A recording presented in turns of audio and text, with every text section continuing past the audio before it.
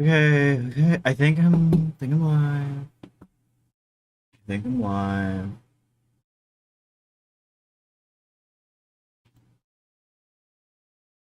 Okay.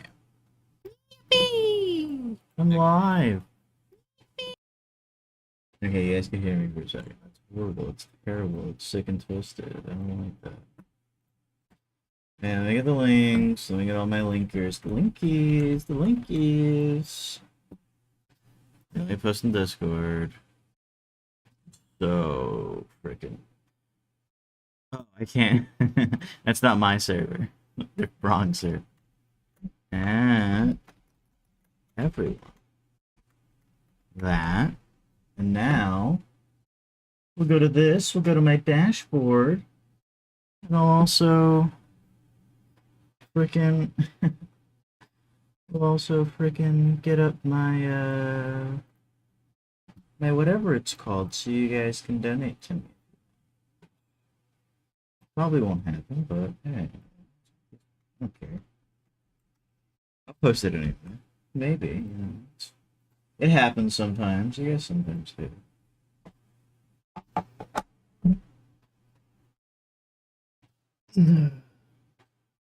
While I wait for everyone to pile in, um, I've been working.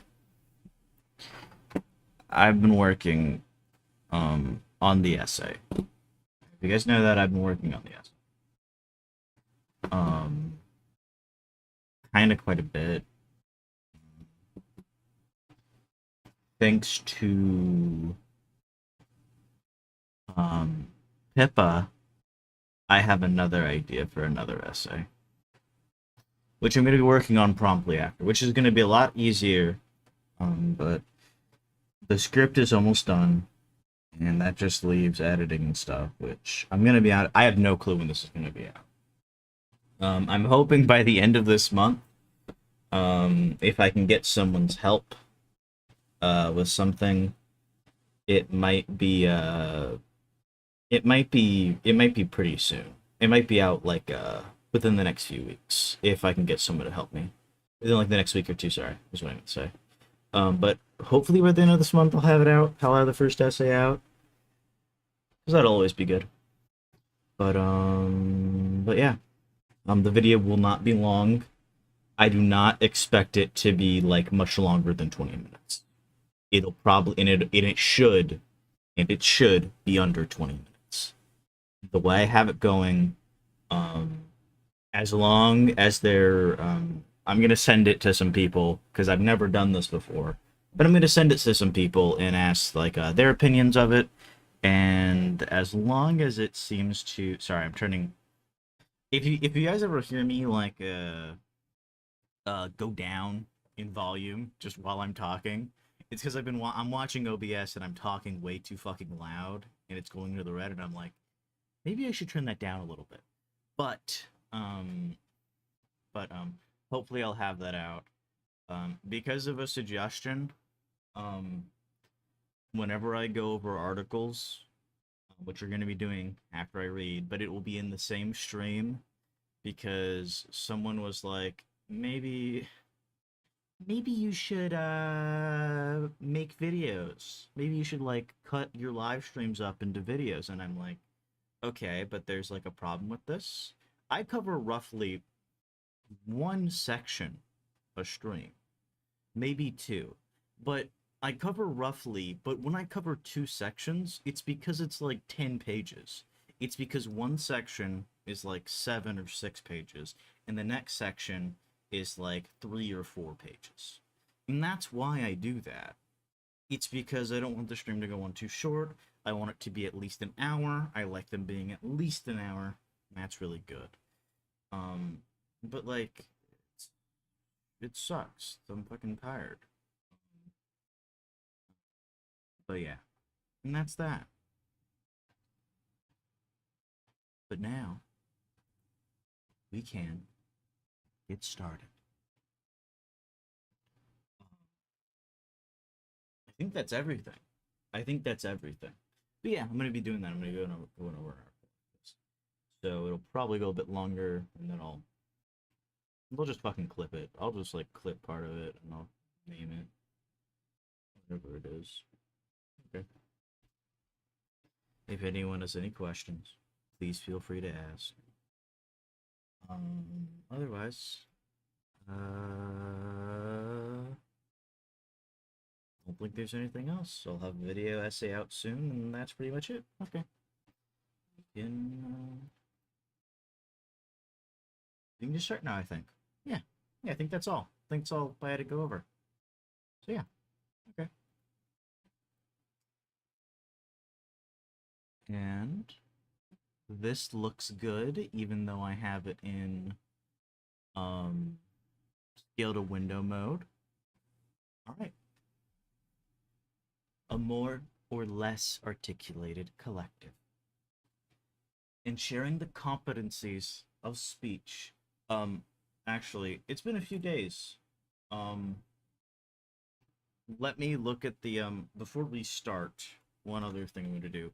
Let me just look at the pages, and I'm going to explain. I mean the titles of the sections, and I'll be able to explain there. There. Oh, okay, I know. We went over the second and the third division, is what we did. And what was the second division? How did I describe that? I guess we don't really need to go over the second division. Really probably need to go over the third division, I feel like.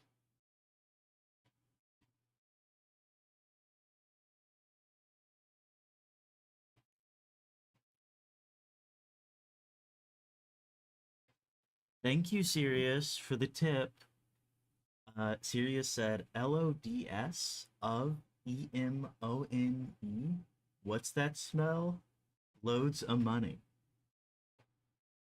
Very curious. I don't think that actually. I don't think that's true. I don't think this was fact checked. But thank you for the gracious $6.90. I almost said 9 cents, but it's not. It's 90 cents. I'm pretty sure. Is it? Is it 9 cents? It might be 9 cents. It might actually be 9 cents. I don't know. I'll be able to. I'll be able to tell. But the third division, I think, if I remember correctly, was just him. We can actually just take a look. I'm just gonna skim through it real quick. These are the default donations amount as set by whatever it is. I should make them. I don't like them being these. I don't like them being these numbers. It actually upsets me. I should change them. Oh, it's about the oh, it's a I know what this is about. Was this about the fact that we need to go into the Parliament of Things? Is that what it was about? Oh wait.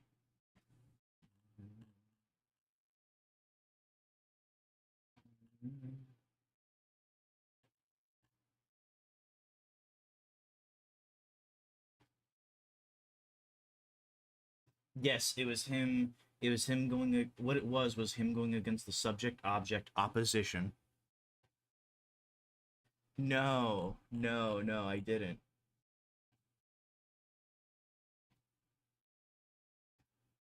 Yep, which actors during the trial? Okay, yes, yes, okay. So I think I understand what this is. What this probably was going on about.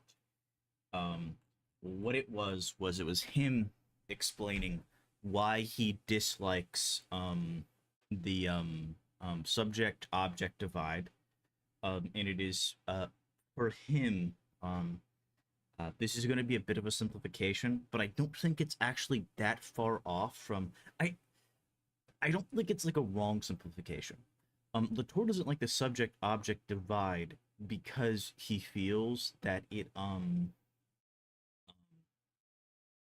because it it does in a sense reaffirm uh the separation of humans from nature or society from nature. It reaffirms that divide, which also reaffirms another divide, that kind of being the great divide, not just between not just um, um, one society, but just of societies in general. That there's just like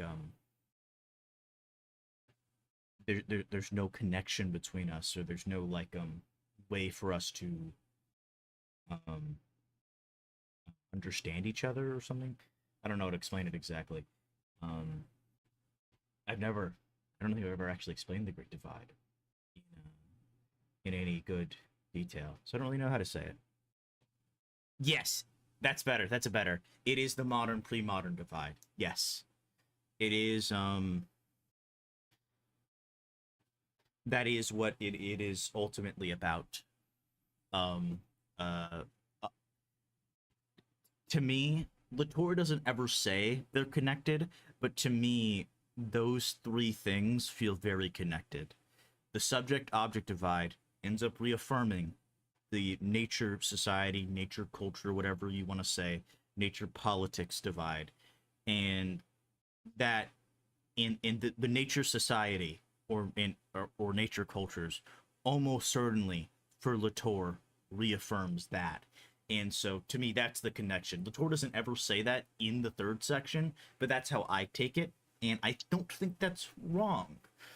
I'm trying to think of how that could be wrong, but I'm struggling to come up with something. There might be something that might be a little bit too simplistic. I should go over the rest of the stuff to see if that's actually right, but I think that's not a bad way of talking about it. And then the other thing he talked about was he doesn't call them that, I think, but he the trials of strength, where whenever we're dealing with objects, not with objects, whenever we're dealing with new non-humans entering into our arena, um there is things that are uncertain about them, and we might put out feelers and say certain things about them, and the way they go about is through these trials of strength, to use the language from Pasteurization of France. And trials of strength are kind of like really important, and they're kind of what they sound like. um Trials of strength are how do I say this? Trials of strength are basically about um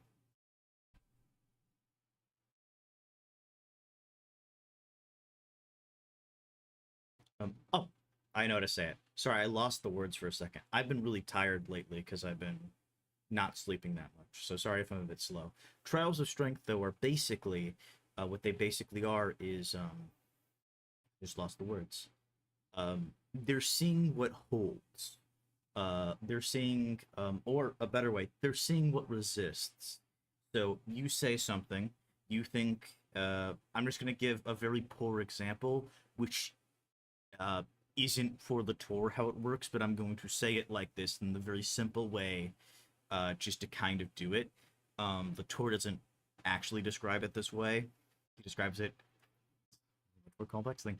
But you have a scientist, and they're like, and they see a line on a graph. They see something, something happens, and they're like, oh, this object must have this property or something like that. And uh, this undergoes a trial of strength, and you do more tests, and it either holds or it doesn't hold, and that's kind of it. And I think that's what was went over uh, in the third division, in the last section we read.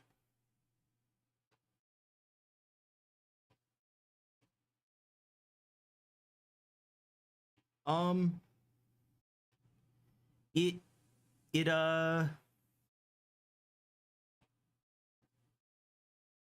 that's actually a good question, and the answer is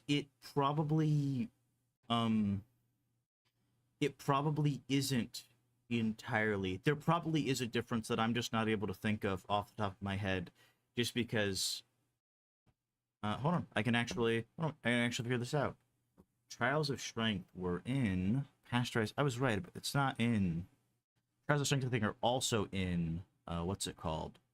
Um,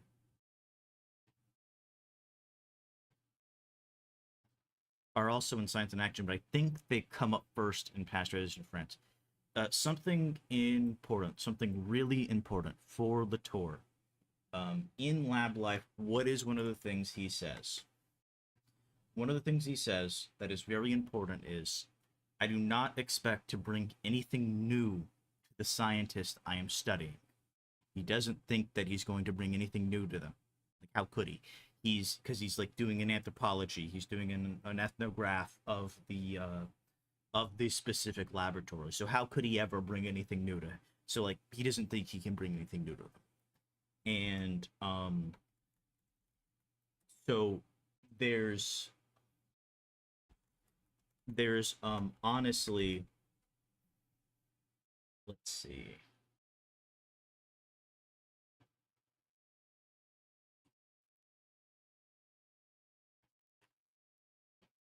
Let's see. When does Trials of Strength first come up?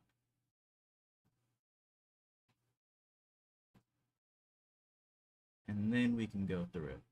I'm willing to take a little bit of a detour. Detours are always good.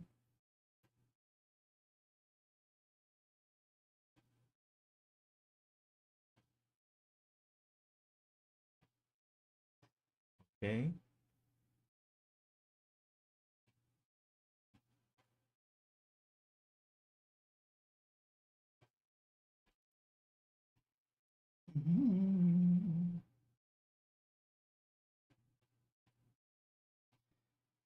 There actually is the chance. There actually is the chance looking at this that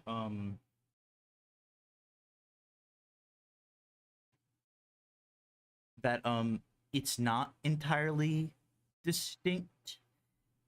There is also the thing though that for Latour, trials of strength you don't necessarily need a hypothesis to have a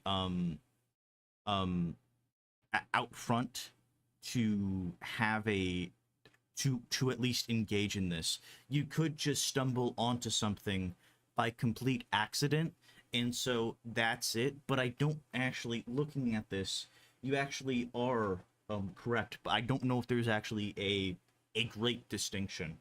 Um, something, you know why Latour probably uses Trials of Strength? Uh,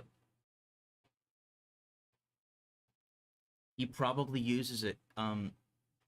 So after pasteurization, so before in lab life, what is one of the things Latour says? Latour says he does not want to have the danger of going native. And this means in anthropology, buying in outright to the group you are studying, buying into their terms and stuff like that, without any he says it's like submitting to the bowing before the shaman or something like that. That's the example he uses. And so there's the chance that Latour is using terms like this that are a lot more straightforward for anyone not engaged in science. Sorry, in science, as in like in because a lot of this is referring to stuff like biology, physics, and other stuff like that. It's not referring necessarily explicitly to stuff like sociology, though Latour will say that sociology also does this. And so there's the chance that he's saying that simply because of that, and because of the time that this was written in, and to get past that, and I think that might be it. I forget if there's a further reason. There might actually be. There might actually be. I might just be not thinking about it right now. But so to answer your question, I don't know if it's entirely that distinct from. There probably is a difference. If I after today's stream, I can probably review all the points where trials of strength occur. Yeah, yeah. If it isn't, if hypothesis testing, um, isn't just another word for trials of strength, it is almost certainly a subset of it. Yeah, you're totally right. You're totally right on that. Um, um,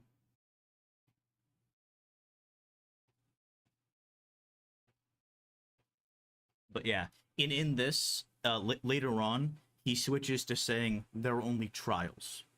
Um, which actually isn't that different from what he does in Pasteurization of France. He calls them trials of strength, but he also refers to them as trials of weaknesses.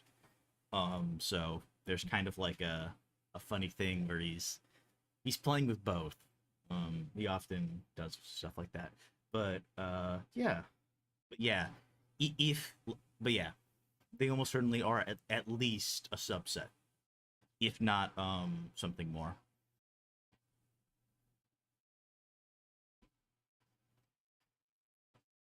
A more all right. Let's actually get started. A more or less articulated collective. In sharing the competencies of speech, association, and reality among humans and non-humans, we have put an end to the anthropomorphism object-subject division that mobilized all entities in a fight for control of the common world. I have not proposed an alternative metaphysics, one that would be more generous and more encompassing. Instead, I have refrained from taking the metaphysics of nature as the only political organization possible. We have thus progressed in our convoking of the collective, since we know what procedures the foregoing subjects and objects must go through in order to lay down their arms and rediscover their capacity to come together. Now that speech, association, and recalcitrance have been redistributed among them, they're going to be able to begin to parlay again. Nothing proves, however, that the assembly is going to come off well. The participants are going to find themselves in the ecumenical equivalent of some Woodstock festival in honor of Gaia. Um, Important. What is Gaia? What is? I actually learned about this. I didn't know what Latour meant by Gaia. Um, so, um, the Earth. People say the Earth is a sphere. Um, but for Latour, that's not exactly accurate. When we're talking about the Earth, we often aren't actually referring to anything close to the entirety of the Earth. We're referring to very specific regions, usually mostly above ground. It's not actually, and so the Earth doesn't really take on the shape of a sphere in this formulation. Um, um, I have to go over it. I have to go over it because I'm not going to be able to explain it right. But does he talk about it? Does he? No, wait. We might. I might just go over it because I think he might talk about it earlier. Guy is not okay. This is before. This is later.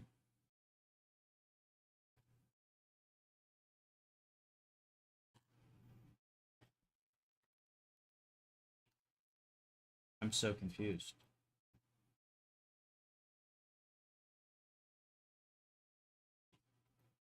Is it? Was it in the notes? It might have been in the notes.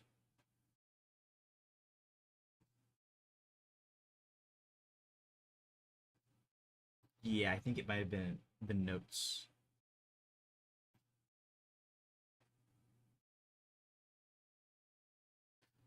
No, it wasn't. Where I learned about it was actually in the article that I read on stream a few days ago. Okay, we're actually going to go to that because that actually had a really beautiful description of it, which I'm almost certain is right. And so I don't know anything about Gaia. And so that is where I that is actually where I got it from. I remember that. Okay, That makes a lot more sense to me. That's why I can't find it. So let me pull that up and let me read the section about Gaia on there, because what Gaia is I think he's going to explain it later, as we saw, because there was more stuff in the book, but it won't be till really later. And what Gaia is, I feel like, is something kind of important to get out of the way. So let's see where. Here it is. Here it is. So let's search Gaia. So there are 13 matches.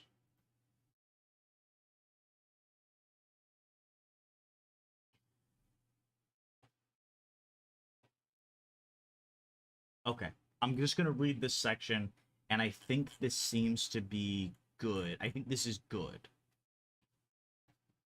We have been misled by the image of the Earth as a beautiful globe, a ship to carry humanity within the universe.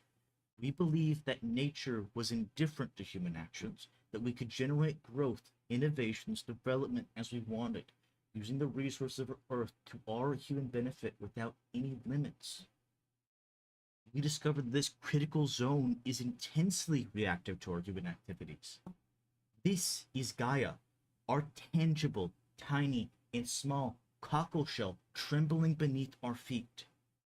Here is the big difference between an Earth conceived as a globe and an Earth conceived as Gaia. It cannot be seen from above or from below. It can only be seen laterally. We are facing Gaia, which is the title of a memorable series of Latour's lectures. It's not easy to represent it. In one of his conferences, Latour used a famous canvas of Caspar David Friedrich to give an image of Gaia.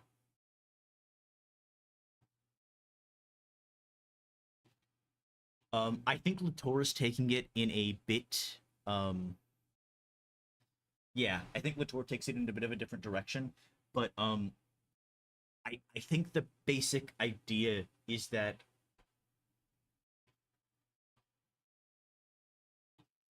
I'm actually struggling. I should read. I actually don't know. Um, but that might have given a little bit of background. I'm not sure how to explain this, and I don't want to explain it because I feel I'm gonna get it terribly wrong, and we can probably go on. It seems like he will explain it later, so it's kind of okay. I hope he explains it better, but I might end up looking at his lectures sometime to figure that out, to figure out what Gaia what Latour means specifically when he's talking about Gaia, so that I can describe it in a way that makes sense and not just like kind of bullshit based off a single article I read, which, because I have no familiarity with the subject, I can't even determine if he's describing it in all of its accuracy and all of its complexity. Like, maybe there's a bit more to it, maybe there's a bit less, maybe it's taken in a bit of a different way.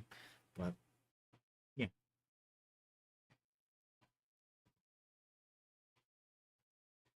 We still do not have the slightest idea what the consequences of such a reunion, since a resumption of the work of a collection, might be. We simply know that what was formerly prohibited by the split into two houses has now become possible. Let there be no misunderstanding. Political ecology is not going to be simpler, nicer, more rustic, more bucolic than the old bicameral politics. It will be both simpler and more complicated. Simpler because it will no longer live under the constant threat of a double short circuit, by capital S science and by force, but also much more complicated for the same reason.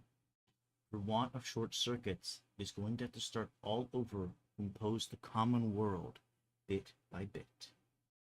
In other words, it will have to engage in politics, an activity to which we had finally gotten rather unaccustomed, given the extent to which confidence in capital S science had allowed us to postpone the day of reckoning, the belief that the common world had already been constituted, for the most part, under the auspices of nature.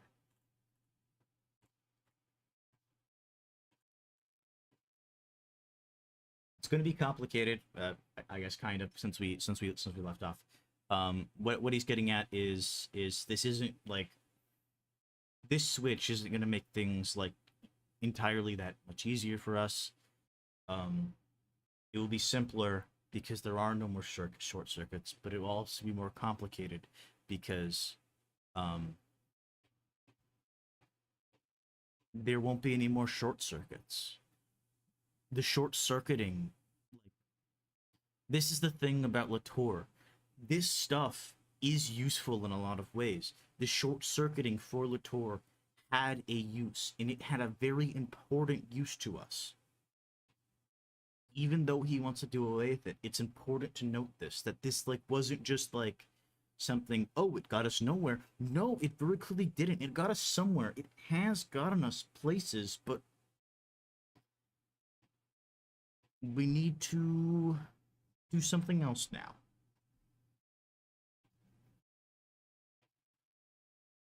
How should we designate the associations of humans and non-humans of this collective in the process of coming together? The term I have been using up to now is very awkward, for no one imagines addressing a black hole, an elephant, an equation, or a jet engine with the resounding label citizen. We need a new term that has no whiff of the old regime about it, one that allows us to recapitulate in a single expression the speech impedimenta, the uncertainty about actions, and also the variable degrees of reality that define civil life from now on. Speech impedimenta, what is that? Literally, speech impedimenta, as you can probably imagine, is impediments to speech. It's the difficulty of talking about this stuff that he is kind of getting at. I'm offering the term propositions. I'm going to say that a river, a troop of elements, a climate, a niño, a mayor, a town, a park, have to be taken as propositions to the collective. And we're going to quickly look at propositions. Oh, I should actually go to 250.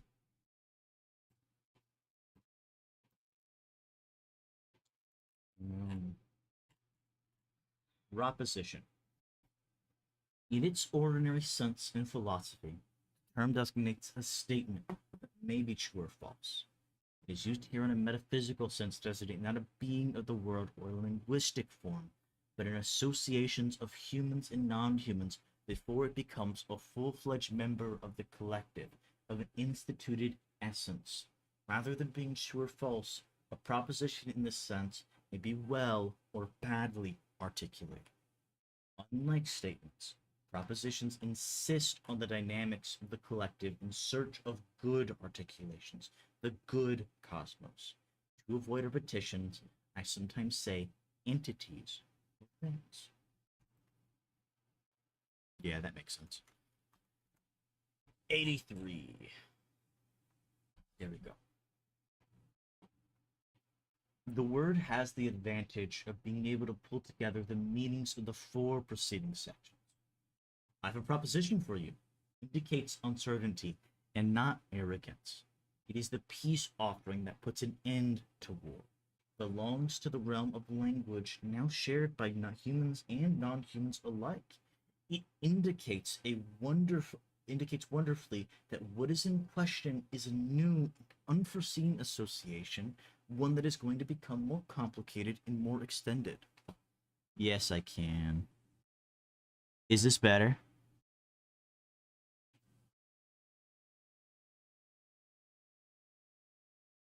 They need to be, or do we need to be turned up more? Okay.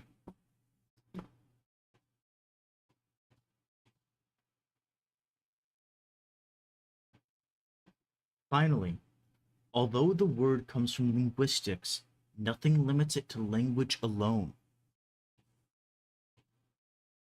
And it can serve to signal the recalcitrance of the position takings that some adopt and refuse to relinquish, even as it is managing not to give external reality the stubborn form of an indisputable, brute matter of fact.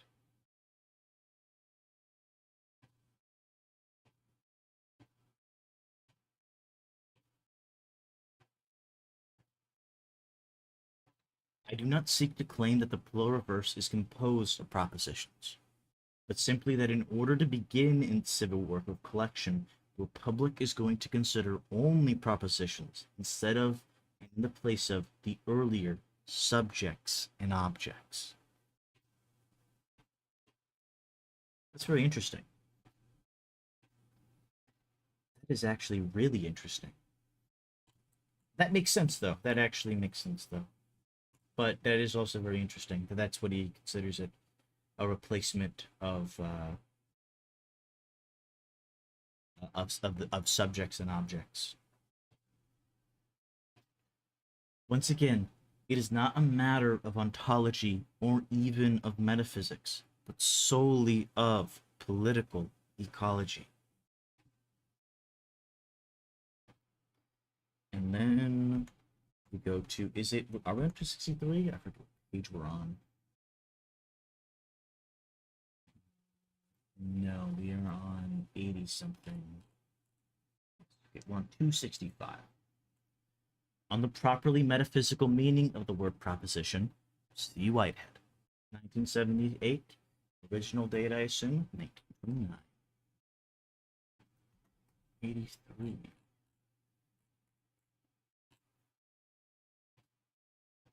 The use of the term proposition simply allows us not to use the old system of statement through which humans used to speak about an external world from which they were separated by a gulf that the slender bridge of reference sought to cross without ever succeeding.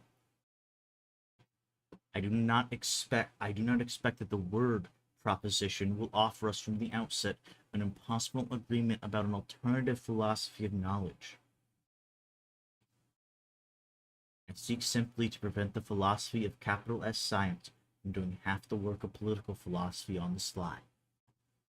In order for the logos to return to the center of the city, there cannot be language on one side and the world on the other, with reference in between, establishing a more or less exact correspondence between these two incommensurable entities.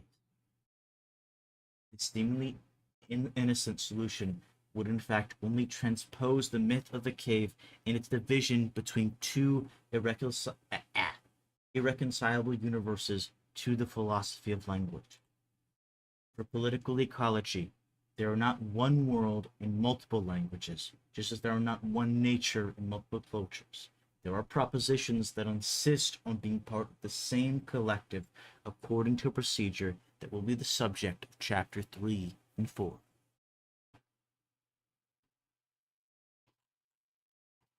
A very simple example will help us illustrate this crucial point, which we need in order to conclude, but which we cannot develop here.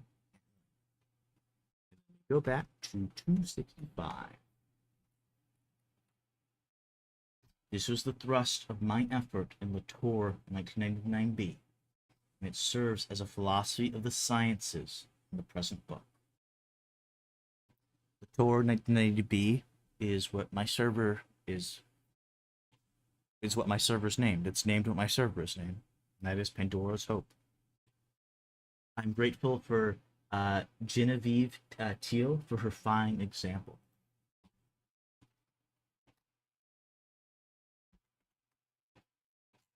Oh, there's one page ahead. Let us suppose that a cellar in Burgundy invites you to a wine tasting described as longitudinal, because it takes the same wine over several years, as opposed to a transversal tasting that takes several wines in the same year.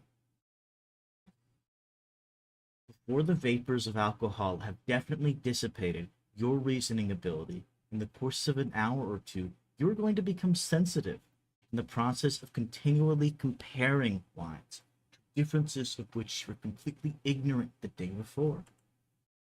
The cellar, the arrangement of glasses on the barrel, the notations on the labels, the pedagogy of the cellar master, the progress of the experimental procedure all contribute to forming an instrument that allows you more or less rapidly to acquire a nose and a palate by regulating subtler and subtler distinctions that strike you more and more forcibly.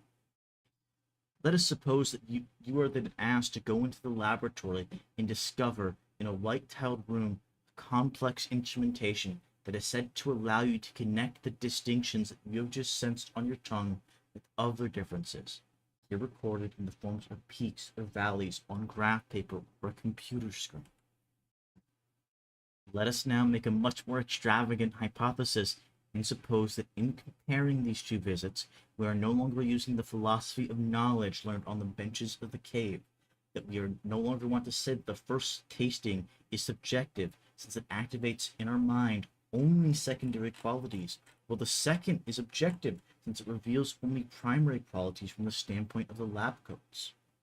How can we describe this double tasting in conciliatory terms? Thanks to the Cooper, thanks to the gas chromatographer, we have become sensitive to the differences that were invisible before, some on our palette, others on logarithmic paper. We have gone beyond connecting sensations, words, and calculations to a pre-existing external thing. Thanks to the multiplication of instruments, we have become capable of registering new distinctions. In the production of these differences and in the multiplication of these nuances, we must thus count ourselves and our noses, ourselves and our instruments. The more devices we have at our disposal, the more time we spend in the cellar or in the laboratory, the more our palate is exercised, the more adept the cellar master, the more sensitive the chromatographer, the more realities abound. In the old tradition, we always had to count the work done to attain reality as a debt owed to realism. We always had to choose. After it was real, it was constructed.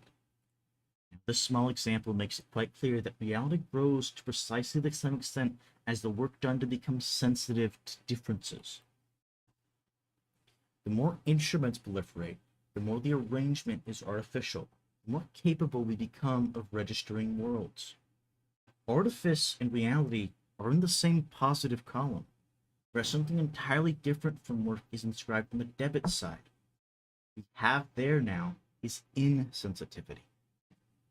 Thus, the dividing line does not pass between speech and reality through the fragile gulf of reverence, as in the old polemical model of statements that are simply true or false, but between propositions capable of triggering arrangements that are sensitive to the smallest differences, and those that remain obtuse in the face of the greatest differences.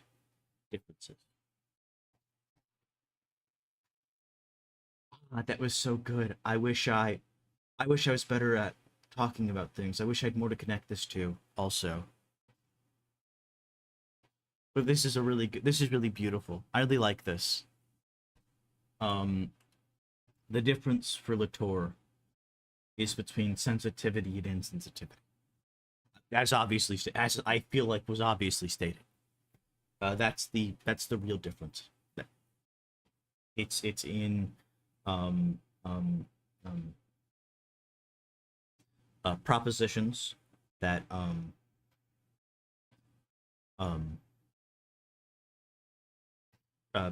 trigger in, I don't want to say trigger in the persons, but trigger in the collective something that is more or less sensitive. And I don't think that's too far off. I don't know. I don't think that's entirely a bad description. I'm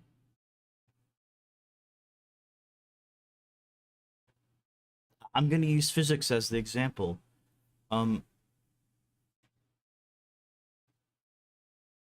Is okay. This is something completely ignorant of. So there might be something, but was Newton wrong when he had his definition of gravitation, when he talked about like how that stuff worked? And I don't think you can really say no. And I think what has happened was Newton was kind of correct. He was correct in a specific way, but the way he talked about it wasn't sensitive enough, and that wasn't at any fault of Newton. I don't necessarily think.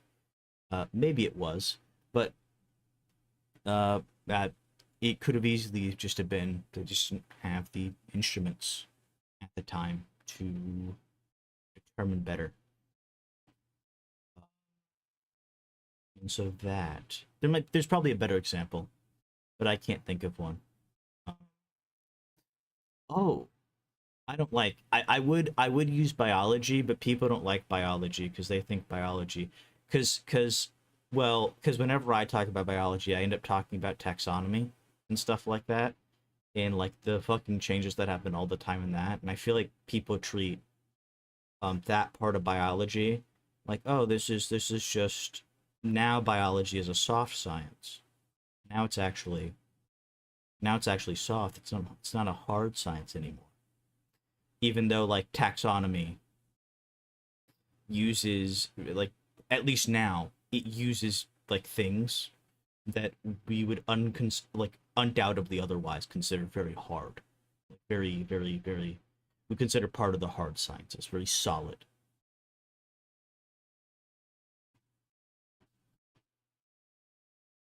Yeah, yeah.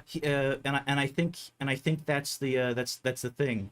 It's um because of whatever reason, he wasn't sensitive enough. The thing he just the proposition that came up that he proposed wasn't sensitive enough. The theory of gravitation he proposed wasn't sensitive enough to kind of go about with Latour. Uh, uh, uh, Sorry, the proposition he proposed didn't make us sensitive enough to um, these great differences, like to the differences, to like other things. And so now we have newer stuff. Now we have better stuff. Now we have stuff that is more sensitive. Is how I'm going to say it from now. Well, that's how I'm going to try to say it from now.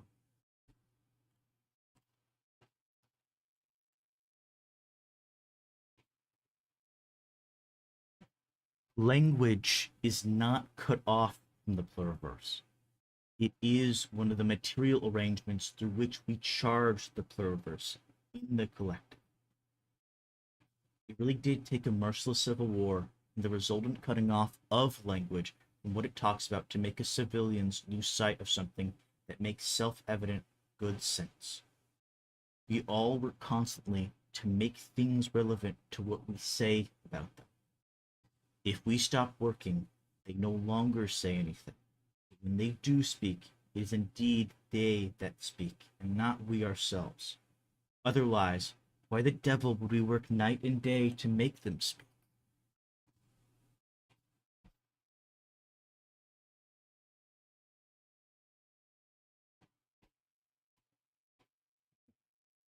I like that.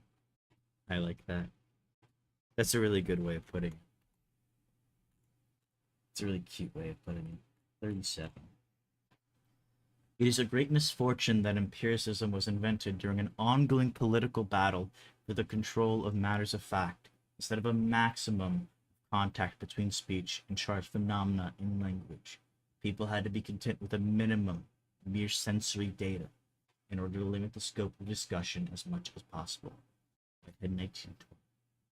For this sad political history of empiricism, see Chapin and Schaeffer, 1985, and Pouvet, 1999. Pouvet, Pouvet, Pouvet, Pouvet, Pouvet, Pouvet, Fagra. I don't know.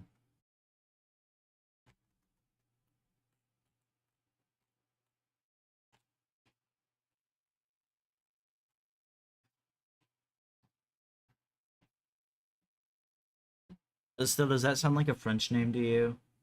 I assume it's probably a French name.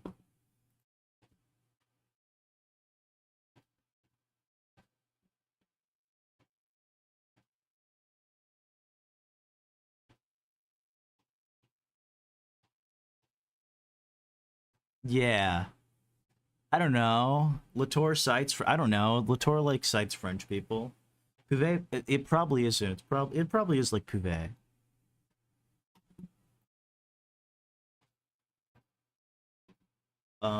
Something something.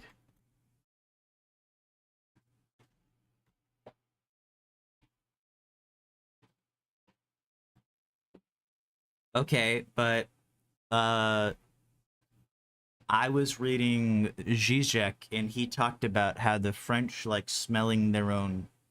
They like wafting in their own shit, and so of course it's French.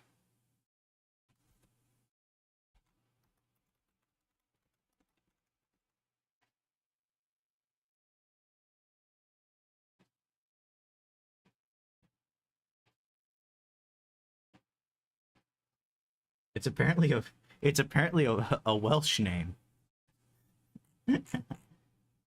That's close enough.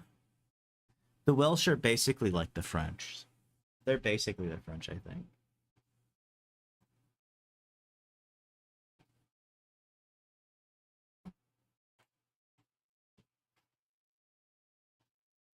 Designate what becomes of the collective, considered as an association of humans and non-humans defined by longer lists of elementary actions called propositions. We're going to use the lovely word articulation. This term is good because it has never been dragged into the now obsolete subject-object polemic. Next, it has the advantage of bringing us closer to the apparatuses for speech production we defined in the first section. It can also be used to designate the insistent reality of material things. We shall say of a collective that it is more or less articulated, in every sense of the word, that it speaks more, that it is subtler and more astute, that it includes more articles, discrete units, or concerned parties, that it mixes them together with greater degrees of freedom, that it deploys longer lists of actions. We shall say, in contrast, that another collective is more silent, that it has fewer concerned parties, fewer degrees of freedom, and fewer independent articles, that it is more rigid. We can even say of a two-house collective made up of free subjects and indisputable natures that it is completely inarticulate, totally speechless, since the goal of the subject-object opposition, is actually to suppress speech, to suspend debate, to interrupt discussion, to hamper articulation and composition, a short-circuit public life, to replace the progressive composition of the common world, the striking transfer of the indisputable facts or violence, right or might. I didn't think someone would message me. That's why I didn't turn them off. I'll do that now.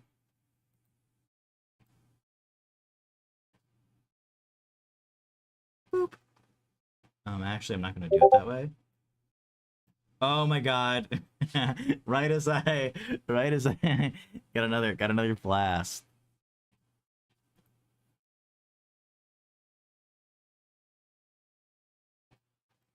No, I was reading. I was just finishing the section before I turned off. I didn't think that I'd get messaged another message. That's why I didn't care. So I was like, that's why I was like, no, no, I'm not turning off my images.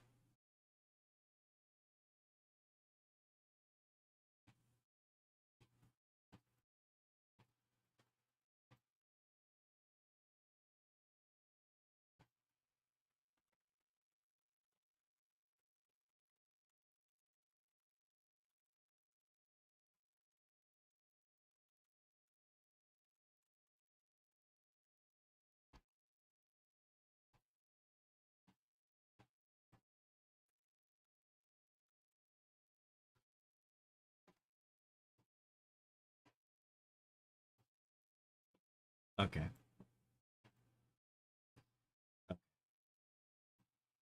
There we go. Yeah. See, I pay attention. I just don't. I just sometimes don't respond to you guys. That's actually my secret. I actually just sometimes you guys say things and I just continue and I just wait to respond, and then I forget to respond. And so yeah. So yeah. We shall say, on the contrary, the new procedures proper to political ecology are going to seek articulation by all possible means. Who assembles, who speaks, who decides in political ecology? We now know the answer. Neither nature nor humans, but well-articulated actors, associations of humans and non-humans, well-formed propositions. We shall, of course, have to explain in Chapter 5 how good and bad articulations are differentiated, but at last we know that the common task is at least thinkable. We need a final accessory to equip the members of this newly convoked collective. Articulated propositions must have habits rather than essences. Go to Sirius, Estelle was trying to kill you again, but what Estelle didn't know is I actually have my notifications turned off now. So, yeah.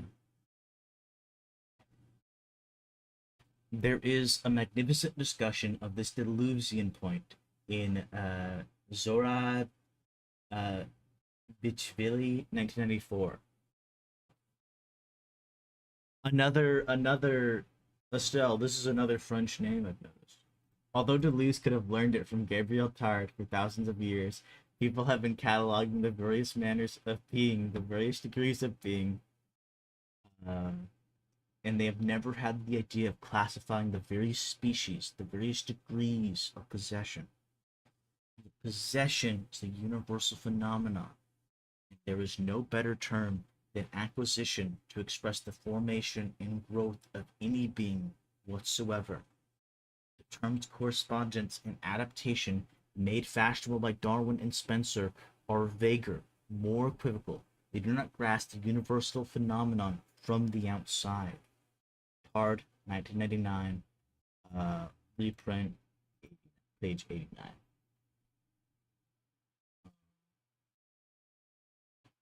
Oh, this is from Tard. Okay. The argument owes nothing to an anti-essentialist reflex. There are indeed essences and properties, but they come into play after the fact, once the work of institutions has been accomplished according to due process. And then we go to habits, which will probably be on page 2. Nope. It'll be on 242.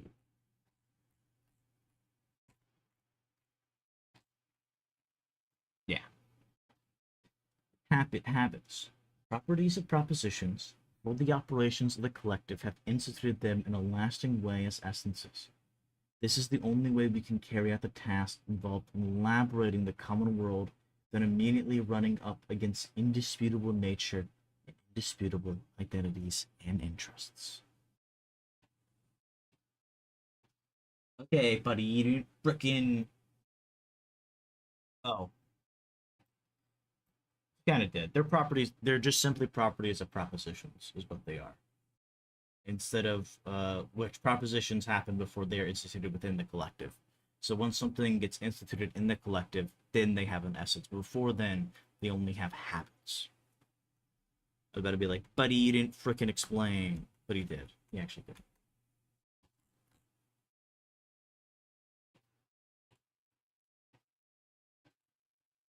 If the collective were to be invaded by essences with fixed and indisputable boundaries, natural causalities, as well as human interests, no negotiation could be concluded, since one could expect nothing from the propositions but perseverance. They would persist until they wore out their adversary. Everything changes if propositions are presented as having acquired habits. To be sure, habits have the same weight as human interests, but unlike human interests, habits can be revised in the proceedings if the game is really worth it.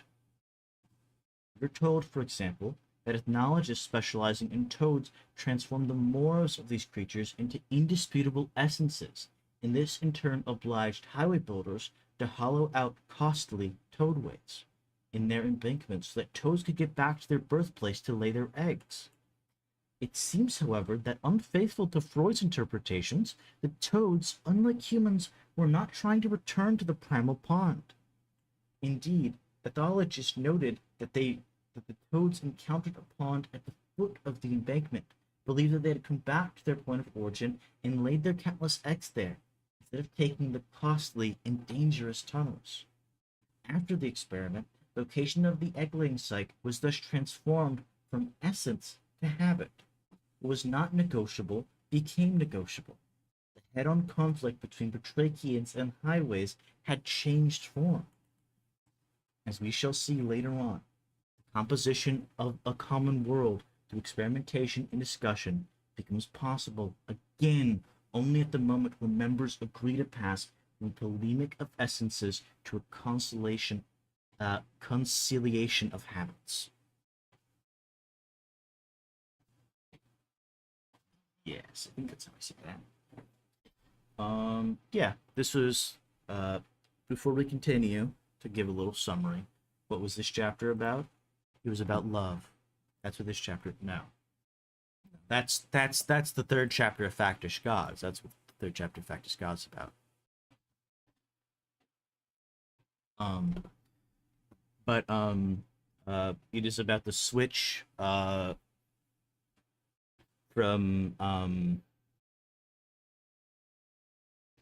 what was he, hold on, what was he, so he started off with, I completely forgot what he was, putting things against. Um, let's see. Propositions are to replace the subjects and objects. Propositions are what happens, are what things are before they come into collectives. And let's.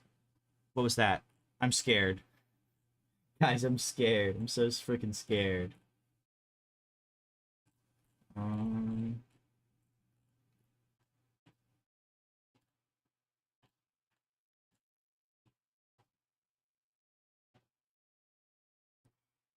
And here's what it was. I have no clue what could have connected because I haven't unplugged anything. This, I don't know why this always happens whenever I'm streaming. This has never happened at any other time than when I have been streaming. And then the second one is well, the next one, I guess, not the second one, is between, not instead speech and reality, or reality and something else, but instead through propositions being more or less sensitive. And then there was a third one, which is, there was actually four. So continue. Well, that was actually three. So in this sense, a proposition can be, more or less articulated, which more or less sensitive basically is kind of what I'm pretty sure. I forget if there's an actual difference. I don't think there is. I don't remember there being. So I'm gonna correct. I don't think there was. And then finally, instead of propositions having, essences, they instead have habits, and, obviously this is important. These It only gains an essence once it becomes part of the collective, in which case it's not a proposition anymore. So proposition is defined as being outside the collective. So it gains an essence when it stops being a proposition. But until then, it instead has habits.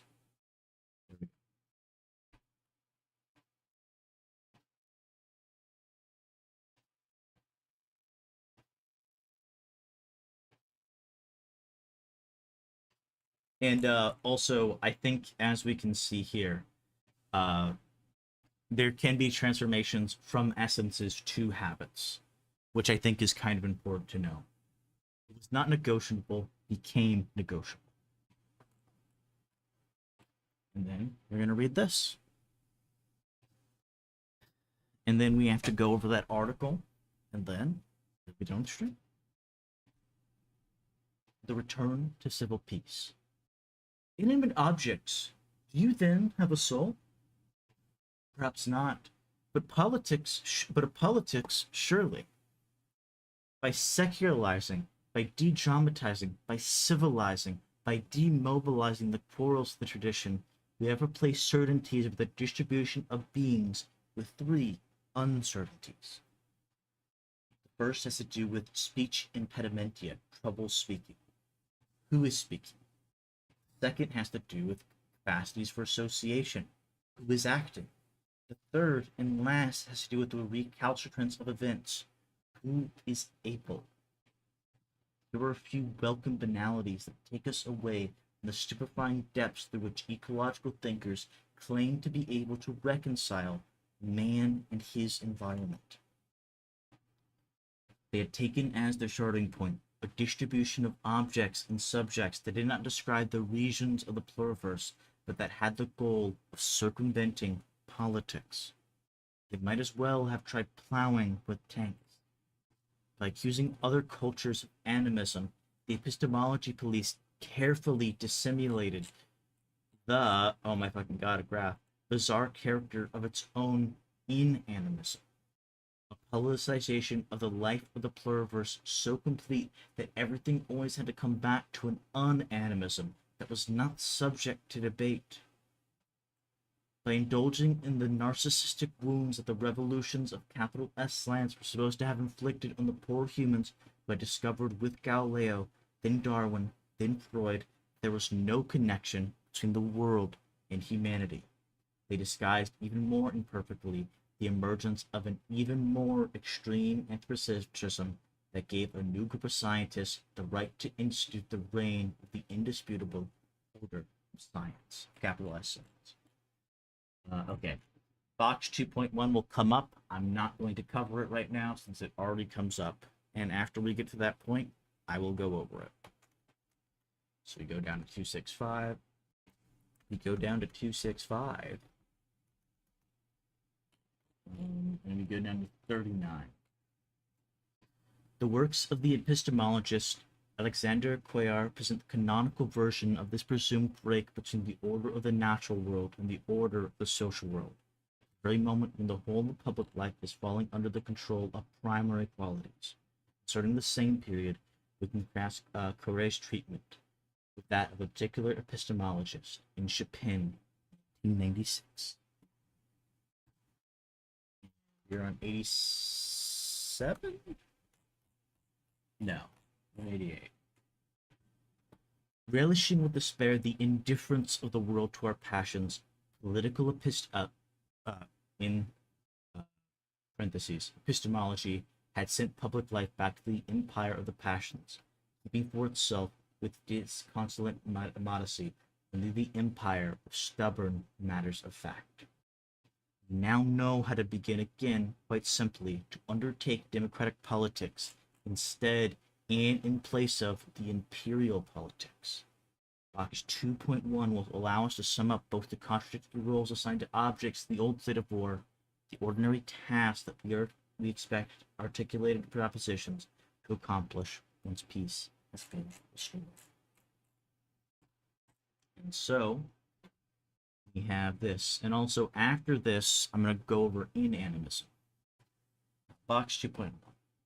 The political will of objects differs radically from that of articulated propositions. The first make public life impossible, but the second allow it. Convocation impossible because of the metaphysics of nature. What objects say they are? Indifferent to human passage. What objects do? Make all the difference. What objects say they are? Mute. What objects do? Speak in indisputable fashion. What objects say they are? Amoral. What objects do? Serve as source of all morality. What objects say they are? Essential, since they alone are real. What objects do? Provide no value, since they are not human. What objects say they are? Invisible except to scientists. What objects do? An only basis for the visible. What objects say they are? Involuntary. Involuntary? Is that just a misspelling? I assume it's just a. Oh, wait. Okay, yeah, that has to be a misspelling. Okay, I thought so.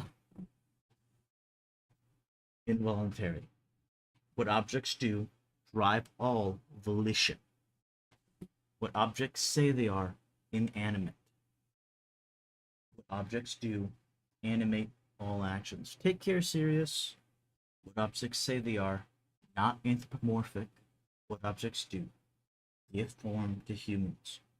What objects say they are not anthropocentrics. What objects do oriented towards human politics.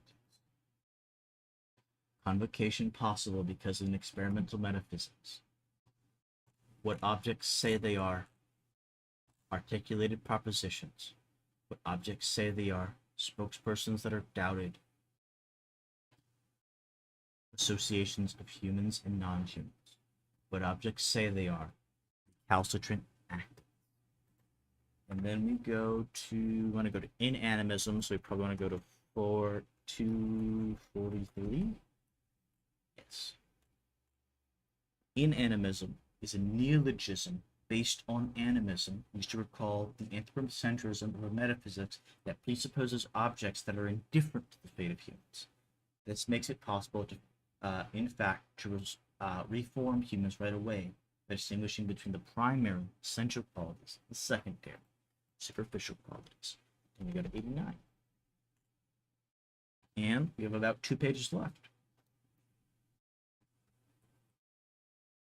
We have now covered the ground that we set as our objective for this chapter. Nothing has been resolved yet. The threat of a dramatic simplification of public life has at least been removed. We have indeed secularized the collective, if by the term secularization is meant the abandonment of the impossible dream of a higher transcendence, we miraculously simplify the problems of common life. We have also defined in its broad outlines the economy of peace that can henceforth be substituted for the sole economy of war foreseen up to now for the battalions of objects aimed at subjects, and of subjects digging their trenches to defend themselves against objectification.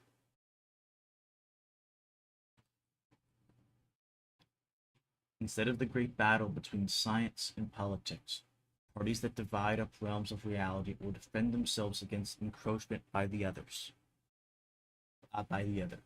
We have simply proposed to make these parties work jointly towards the articulation of a single collective, besides as an ever-growing list of associations between humans and non-human actors.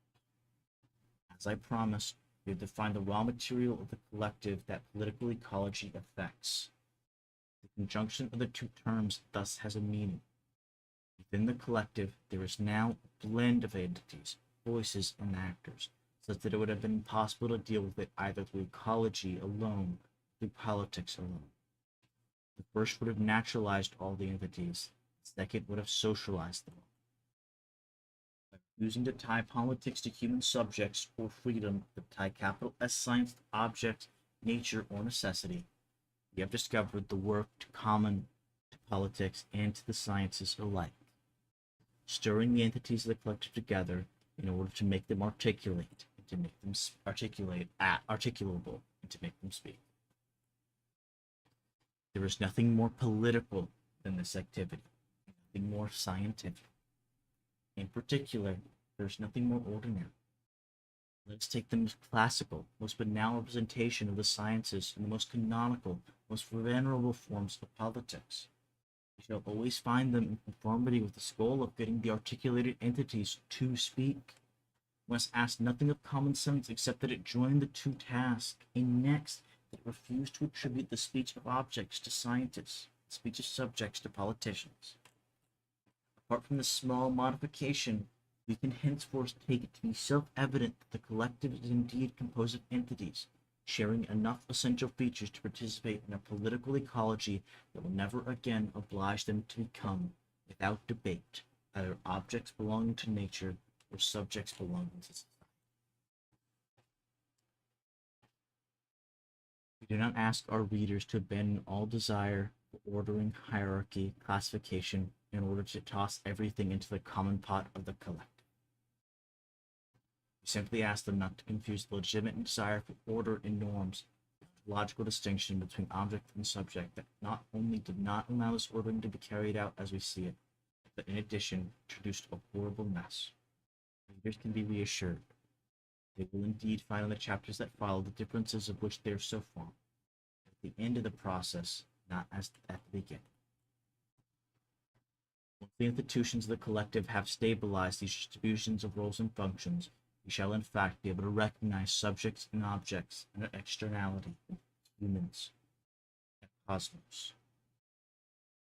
Not at the beginning, not once and for all, not outside proper procedures, not like barbarians without an assembly, that is, not like moderns without fire or law. Yes, we finally left the cave era behind, along with the Cold War, the state of nature, the war of each, of each against all. This means the means for articulating propositions well, what our ancestors called the logos, is once again located at the center of the agora. Non nova sed nove. I don't know what that means. Let's figure it out. Non nova sed nove. Not new things, but new ways.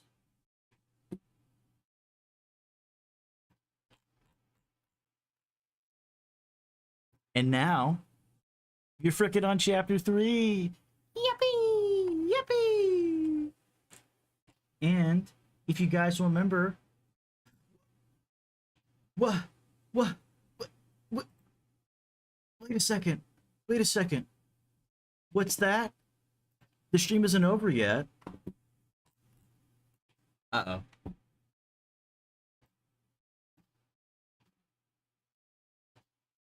Hold on, wait. I have something. Wait, I have something. Mute this tab first before I start this.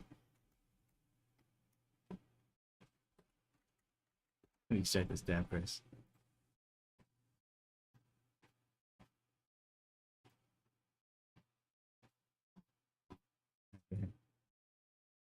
Oh, can I not change the volume? Okay, this might be. Hold on, wait. Let me.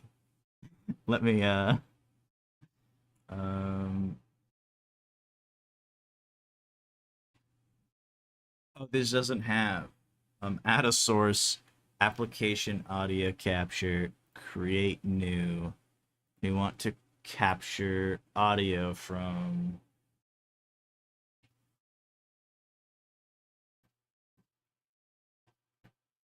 How do I? Oh, I do this. Okay, and now we're gonna turn this down so it's not too loud.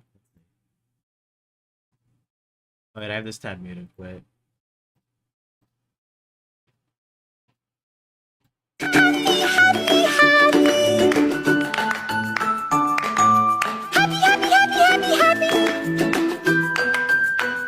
Yeah.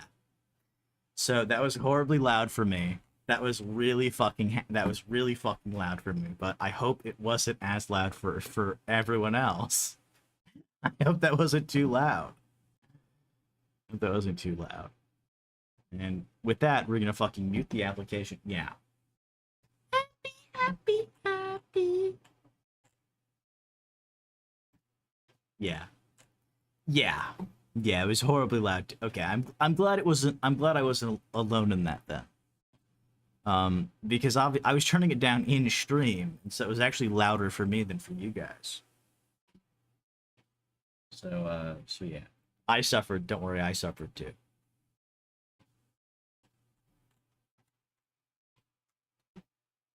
This isn't very long. It's only like a little bit, as you can see, it's not very long. The bar is really big, which means it's not long. So,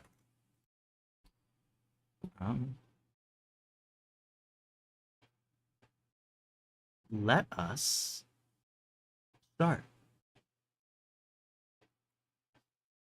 One man alone can do very little. This was a precept held by Bruno Latour, among the most inventive and influential philosophers of post-war Europe. Latour did for science something similar to what Tolstoy, one of his heroes, did for history. Namely revealed that its landmark theories and discoveries, like epochal wars and revolutions, far from being the work of a few great men, were actually the product of careful coordination between an abundance of human and non-human actors. A crowd may move a mountain, a single man cannot, Latour wrote in The Pasteurization of France in 1984. His unconventional study of Louis Pasteur. If therefore we say of a man that he has moved a mountain, it is because he has been credited with or has appropriated the work of the crowd that he claimed to command, but that he also followed. Yep, very important. Before we start, I actually forgot to say something. This was written. Um, Latour died in August, I think. He died in August or September. This was written like a month or two after he died. Is what is the point I'm trying to make right now. So yeah, this was written a month or two after he died in he died in 2022, and it was like in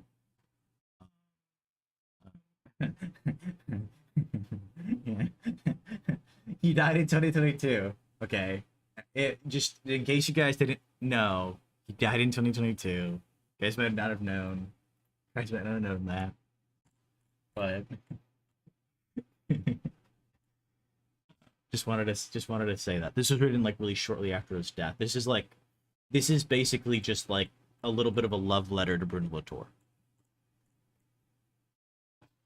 It was not lost on Latour, a generous, inveterate collaborator, that his own success would be partially explained by his ability to put his philosophy into practice.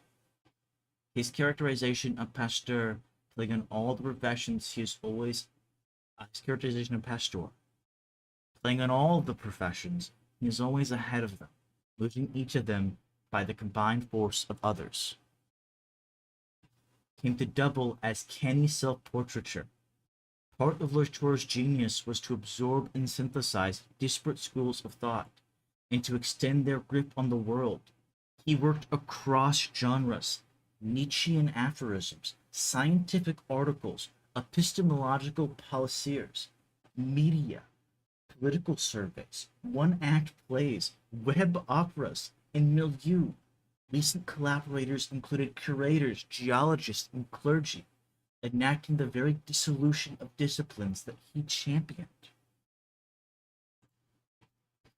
In 2017, I emailed Latour to ask if he would be open to letting me follow him around in action for a magazine profile.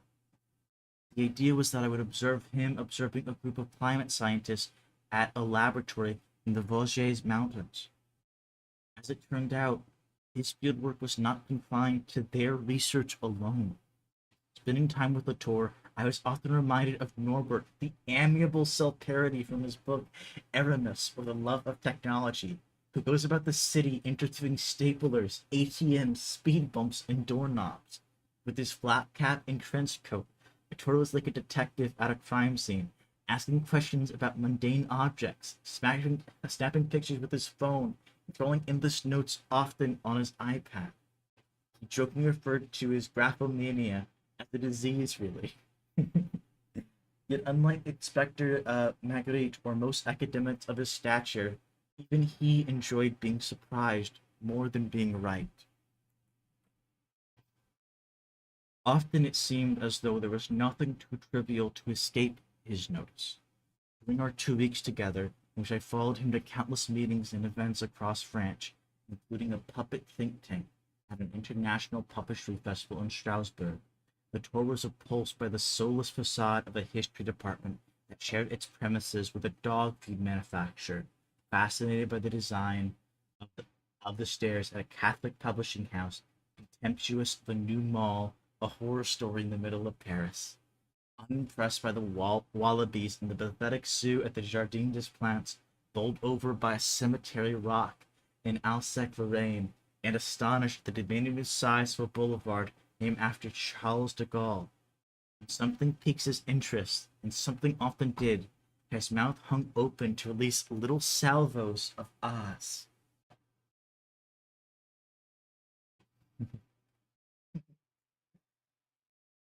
um, it is very important to know that if you read Aramis, Norbert is a self-parody. You should take it seriously. You should take what Norbert says with great seriousness about how Latour is. Latour once wrote an essay called "The Sociology of the Door Closer." And what of the of the door closer? And what is it? It's a sociology. You know those things that like close doors, sometimes doors shut behind you. Sometimes they you open them, and they have things that make them shut. Those are the things he's referring to. The sociology of the door closer is that. That's what it's about. It's about those things. He talks about the automatic ones too, but he talks about the ones that aren't, but that open and close also by themselves. But he also refers to the ones where simply you open the door, and what does it do? It shuts behind you. And like he wrote about, like, very important. And it's a beautiful piece. I love it. It's beautiful. But yeah, I'm gonna try to not just read this. I'm gonna try to add some input, but I'm probably not gonna have much to say because this is just a beautiful article. I'm gonna be honest. This is just a beautiful article.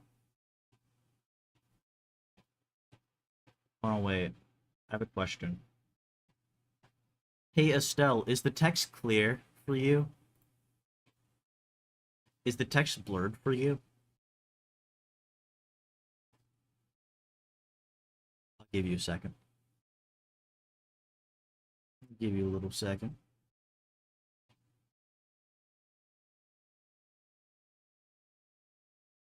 Okay. Okay, good. I just wanted to make sure. Because it looks a little bit blurred on my OBS. And I didn't think that was actually the case because I assumed you would have said something. Obviously would want to fix that if you can, because obviously I'm reading, but I also the point of this is also so people, if they want to, can also read along, because I like reading along. So let us continue though. Latour, who was born in Burgundy in 1947, liked to note that his lifespan coincided with the great acceleration, the post-1950 explosion in fossil fuel consumption. Although he shied away from psychological explanations which he dismissed as reductive, he recognizes that his interest in environmental questions had a personal dimension. I actually think I'm gonna.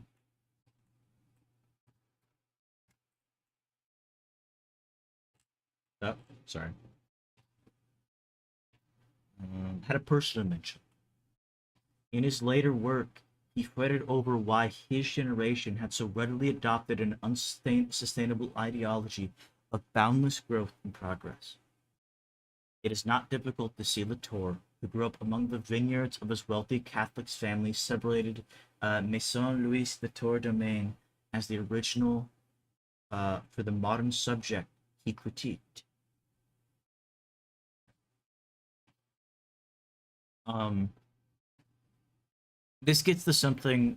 I read this article a while back. Someone suggested I read this, but I read this a while back, and this actually gets to something that I think. Um,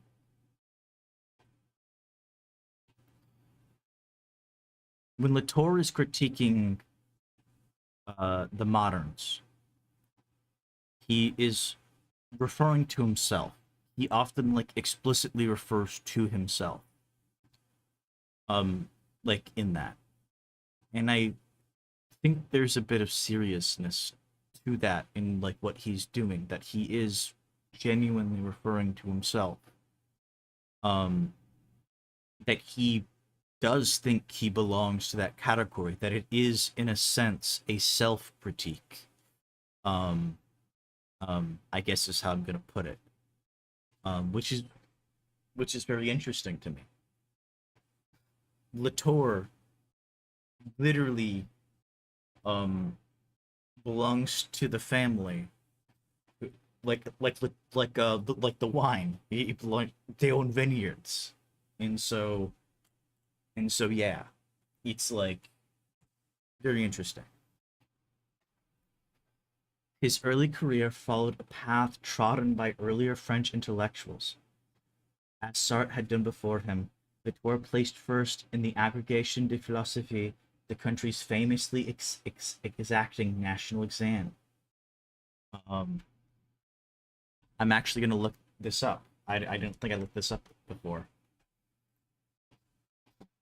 English. In France, competitions, external and external, for aggregating philosophy or organized for the recruitment of associate professors of philosophy. Um, is that right? Does this just mean aggregation of philosophy, Estelle? Or does this have something, or does this have a more specific connotation to it?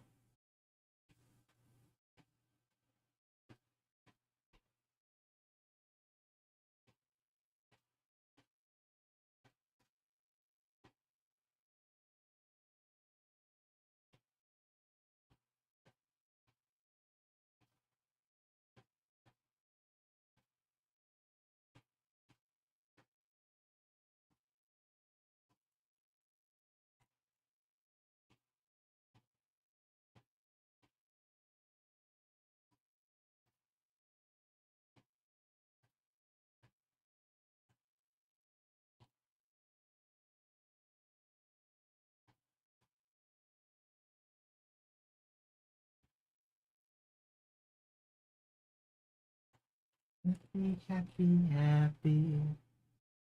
Okay. I'm just, but the point is, Latour placed first in a,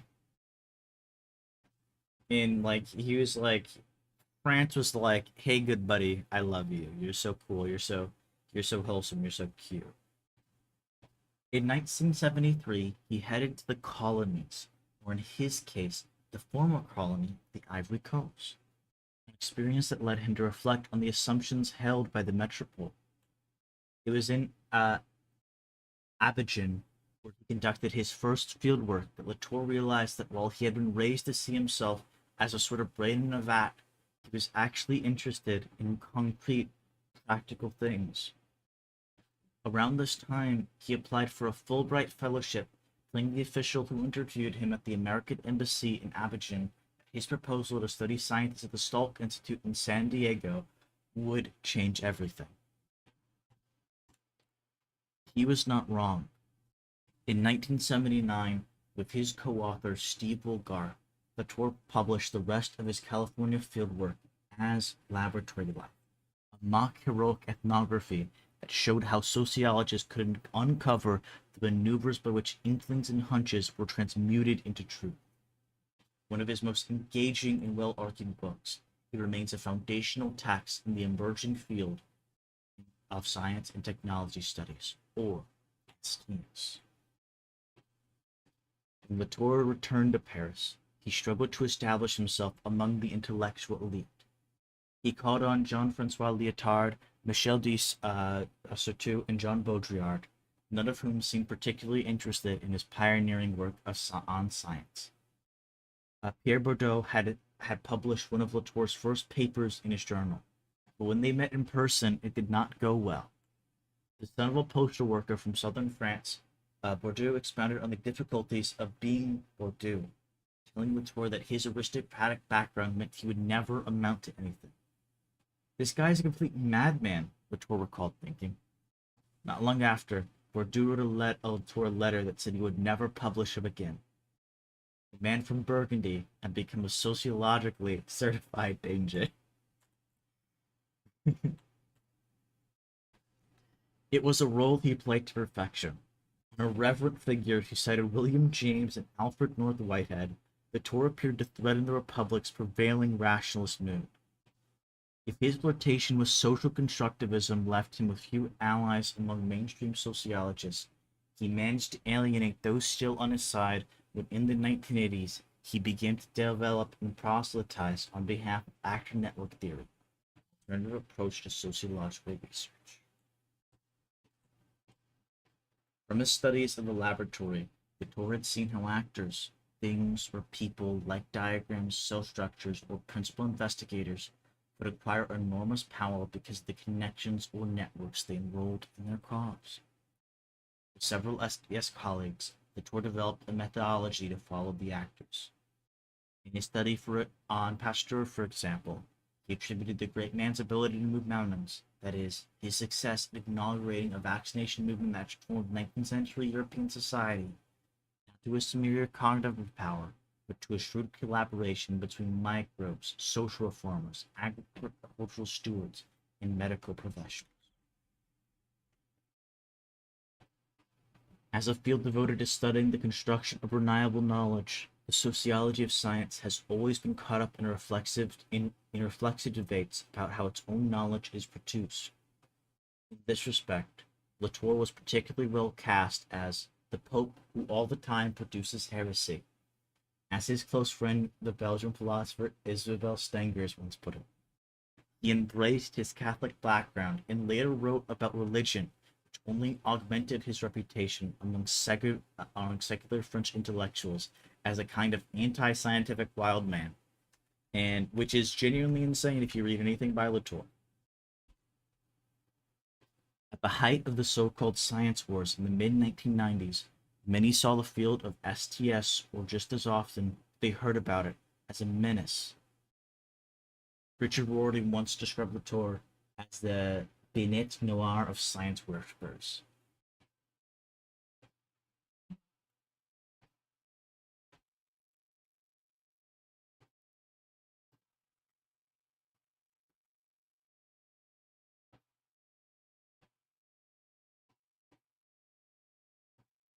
Oh, it has a similar. I thought I assumed it probably had a similar combination to Black Sheep, a person or thing that one particularly dislikes.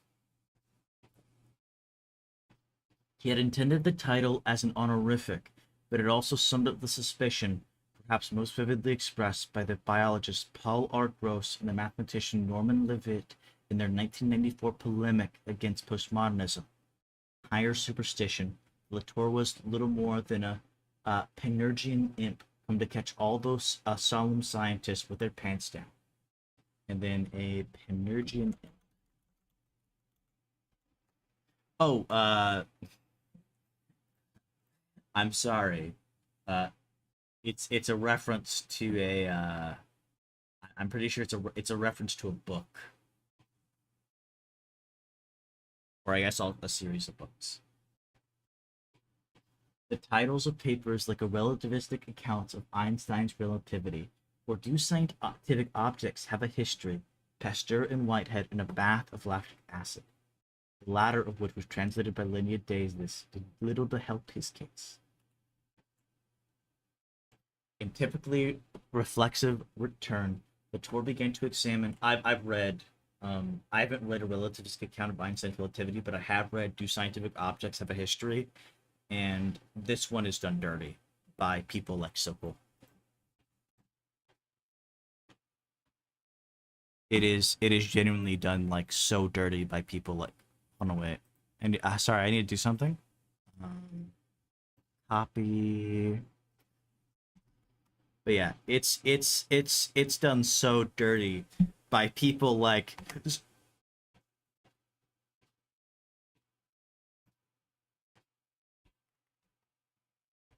Why isn't it working? Wait, why isn't it working?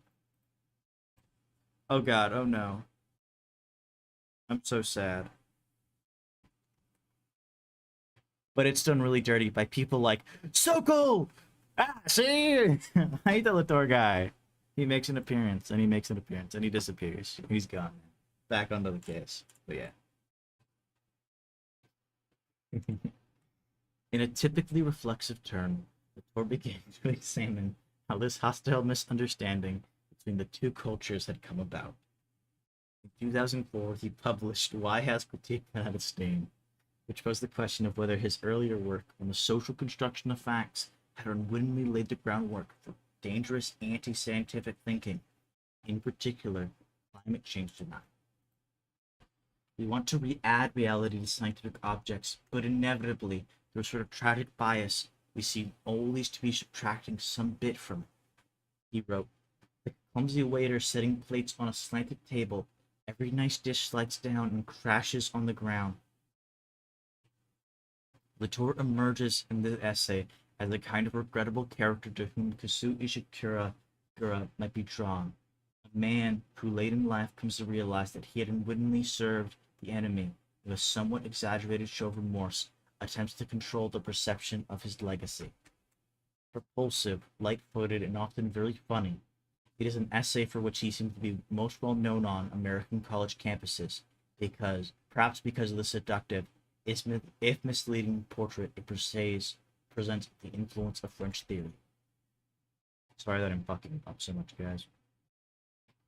Latour, later, Latour argued, correctly I believe, that climate deniers had seized the tools not of postmodern critics, but of the most naive positives, i.e., facts are not yet certain enough to launch their attack on scientific reality. In the final phase of his career, as global temperatures soared, he devoted himself to the climate crisis. With his knack for ferrying knowledge between networks, he published polemics, created art exhibits, acted in plays, surveyed French journals, and co-authored papers in scientific journals. Some of Latour's critics dismissed these activism as a kind of penance, an effort to rebuild faith in the knowledge he once appeared to regard with skepticism. Latour maintained that it was not him who had evolved, but the world, as he wrote in Facing Gaia, published in 2017. Although certain scientist friends believe that I have stopped being a relativist and have started believing in the facts about the climate, it is on the contrary, because I've never thought that facts were objects of belief, and because ever since laboratory life, I've described the institution that makes it possible to ensure their validity in place of the epistemology that claim to defend them. But I feel better armed today to help researchers protect themselves from the attack of negationists. It is not I who have changed, but those who, finding themselves suddenly attacked, have understood to what extent their epistemology was protecting them badly. And this is fucking true. Latour hasn't changed. Latour is this. Latour is like. Latour is like God. Okay, he's the same. He's always been the same. He's the what's. I don't know. I forget the verse. But Latour's God is what I'm trying to say. Latour's like God. He's always the same. He's consistent.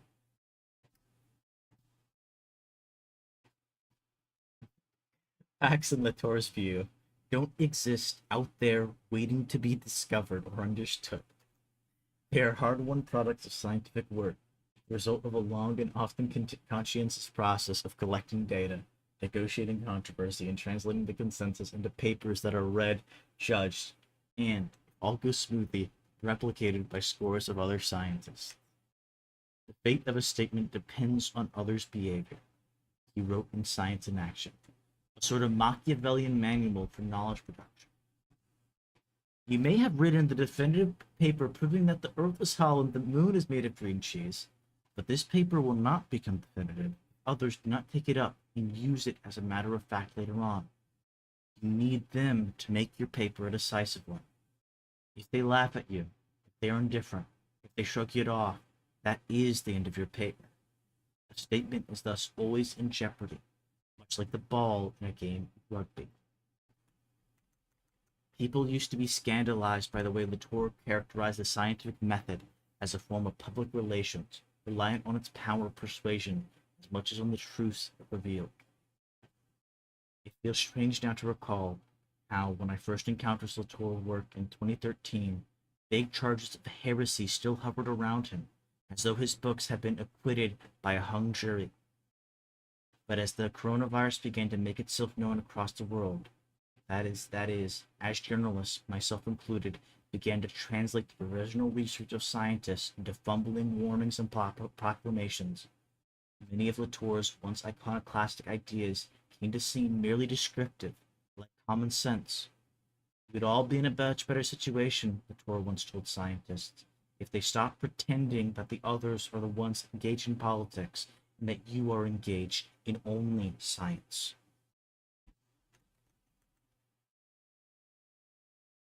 In the last 2 years, as COVID skeptics have emerged as a political constituency, public health officials have had to acknowledge that seemingly uncontroversial statements that say vaccines present serious illness will not be wholly persuasive on the strength of the data alone, in the absence of a robust public sphere.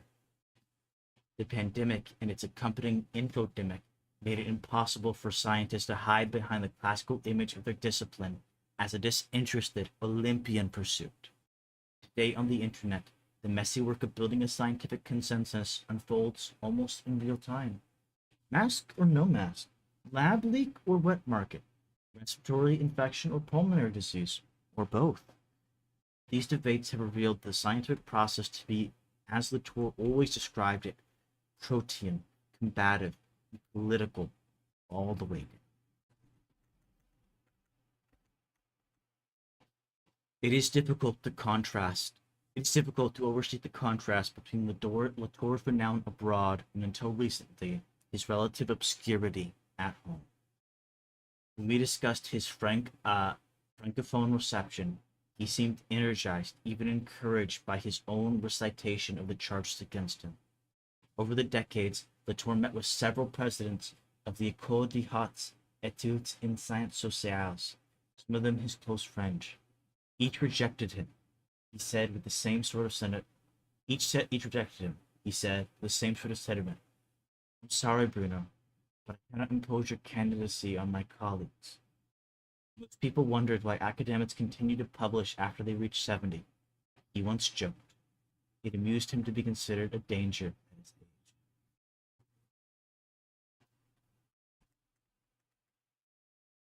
Perhaps because he never took himself too seriously, Latour seemed condemned to court confusion wherever he went. Some of his essays spent so much time anticipating misreadings that after pages of exploiting what they are not doing, it's easy to forget what it was they'd originally set out to do. His playful demeanor could make him just as difficult to read in person. Audience sometimes reacted to his pronouncements with the good-natured smiles of tourists trying to follow a joke in a foreign language. I'm not very intelligent, he once told me with droll self-deprecation. I'm very provincial. I go to bed at 10. I never go to any sort of chick situation, and I keep finding interesting ideas. I love Latour. I do. I love him. He's my guy. In a sense, Latour's career was a matter of insisting that he meant most of the things he said, however unlikely they might sound. Still, he occasionally found himself squashed by the number of activities he'd thrown himself into. The CV he posted on his personal website was 112 pages long. His philosophical project didn't lend itself to paraphrase, but one thing he returned to again and again was that reality as we know it is always vulnerable to a full-scale battle of interpretations.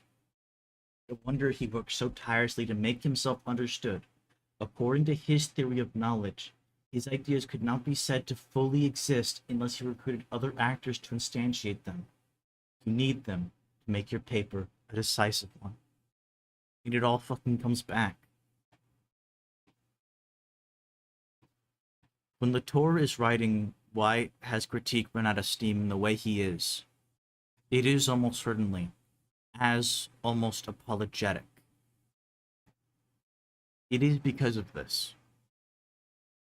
It's not that he's being necessarily dishonest, but it's also not that he isn't also being very tactical in what he's doing, I think, and how he's doing things. Because Latour doesn't believe in great men.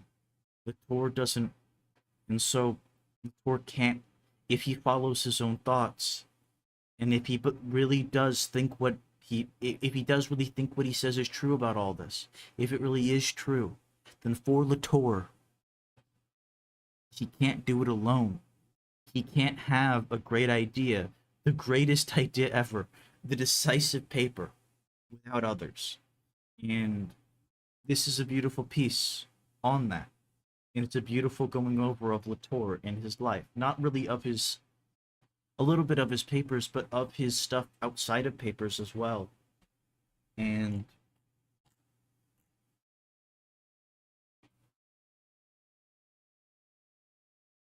it's just, it really is just so sad that that he was taken from us, that he died of cancer when he did. I really wish I'm sure he knew that his work wasn't like finished like at all, and he would have written so much more.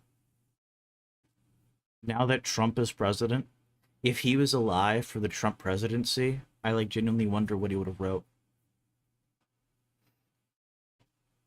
And so yeah,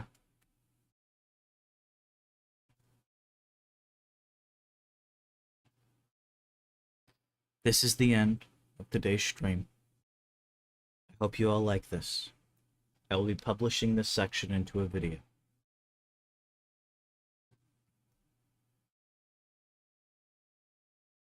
Yes, yes.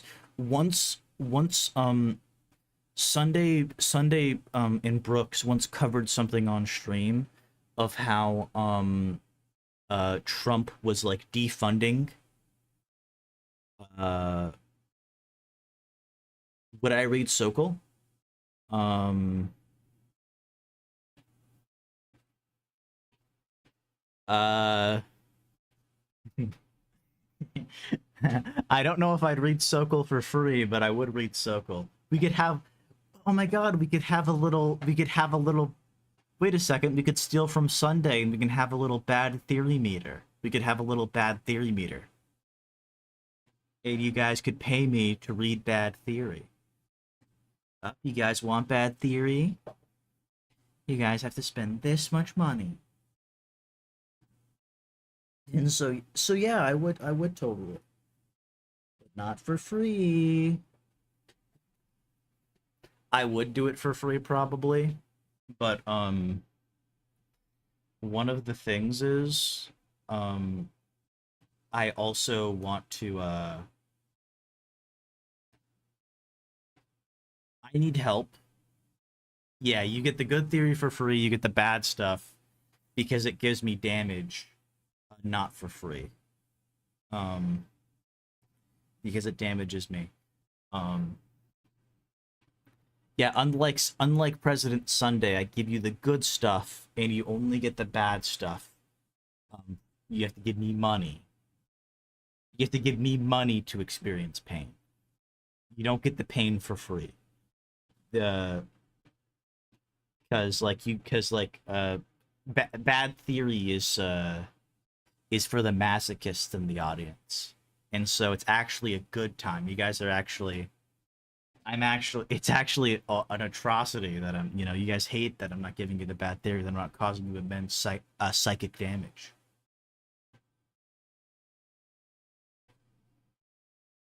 Um, I would be fine covering stuff like that.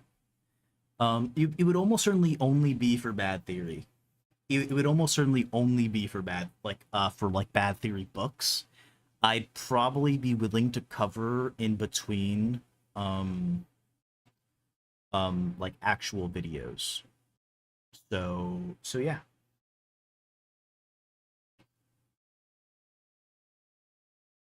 If you guys have any videos, send them. But if I'm going to cover a bad book, um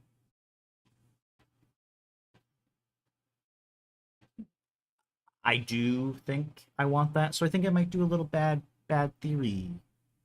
A little bad theory meter. It won't be like Sundays. You guys won't have to pay like $100 to get it. It'll probably only be like 20 or 30 bucks. Um to do it. And with that, I think what I'll do is I won't cover the entirety of a book for 20 or 30 bucks. If it's long. If it's long. I think I'll cover I don't know, it probably depends on the book, but I'll cover a decent amount of it. 20 to 30 bucks for like, I don't know, 30 or 40 pages. A couple of chapters. I think that sounds good. I think that sounds pretty good.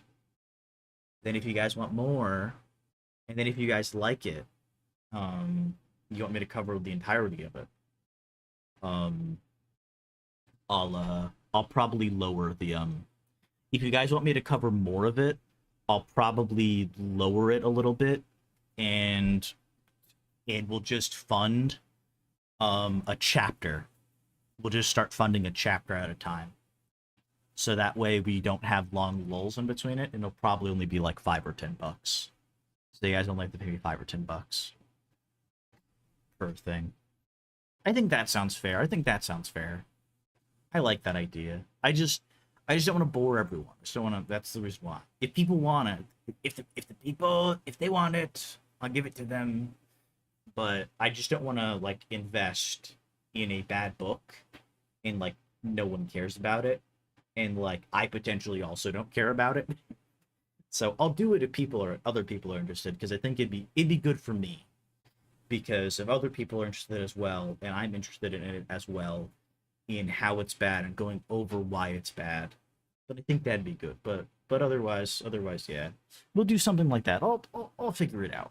I'll I'll do a little bit. I'll talk to the Dark Council, and we'll figure it out. I think I already said this, but I'm gonna say it again. This section is gonna be uploaded as a video. I'm probably gonna cut out the final parts of this. Um, and so yeah, I'm probably going to I'm probably gonna make a short video soon. Um, yeah, yeah. It'll be like $20, $30 for like a few pages. I think that sounds decent. I think that's decent. I mean, not sorry for sorry, not a few pages, for like a couple of chapters, like not a couple, but like a few chapters. We're gonna go over it a little bit. Maybe not all in one stream, depending on how long it takes to read a chapter. But we'll go over like a couple of chapters to see if it's like at least two, if not more chapters, to see like um if the people like it. And if the people like it and if I'm into it, I have no problem going. So but it also helps me with other stuff too. So that will be the end of today's stream.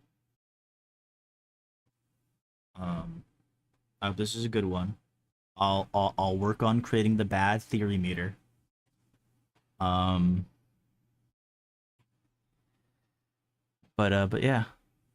And unlike Sunday, it'll only be like a few bucks to cover it.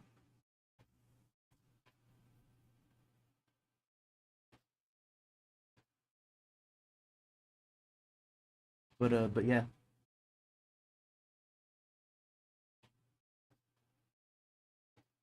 I hope everyone has a good day. Has a great day.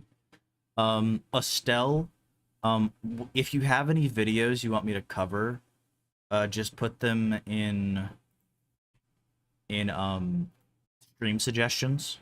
Just put them in stream suggestions. Um, in that way I'll go over them. If you have any like if you have any articles or anything you want me to cover, if by the way, if there are bad articles, something else, I will cover them for free. You guys don't have to pay me for like covering shit articles. I'll just read shit articles. I'll watch shit videos. They might be broken down a little bit, but I'll just do that. But I do think that if you guys want me to cover a shit book, you are gonna have to pay for that shit. Okay, I'm not covering a shit book for. Okay, I'm not reading the the book on how America is actually made of grids because of some Jesuit nonsense. I'm not doing that for free.